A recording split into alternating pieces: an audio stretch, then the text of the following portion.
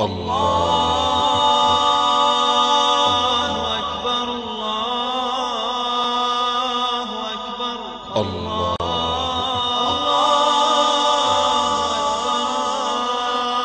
قال النبي صلى الله عليه وسلم: من توضأ في بيته ثم أتى المسجد فصلى ركعتين قبل الفجر ثم جلس حتى يصلي الفجر كتبت صلاته في صلاة الأبرار وكتب في وفد الرحمن. قال رسول الله صلى الله عليه وسلم: اللهم بارك لأمتي في بكورها.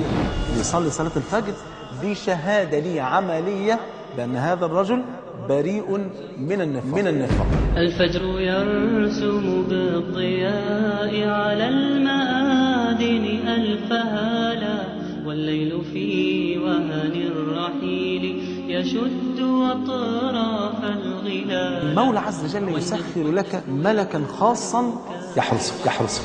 اللي يصلي الفجر في جماعة، شوف بقى المفاجأة الحلوة، كأنه امتلك الدنيا كلها بقت بتاعته ثم تصدق بها فتكتب في ميزان حسنات. وشوف ربنا هيعوضك خير قد ايه، شوف ربنا هيبارك لك في رزقك قد ايه، شوف هيبارك لك في صحتك وفي راحتك وفي كل حاجة والله فوق ما تتصور. المولى عز وجل يعطيك ويعطيك أيضا أيها الأخت الفاضلة، يعطيك النور التام يوم القيامة. من صلى الفجر في جماعة كان في ذمة الله. يعني ايه ذمة الله؟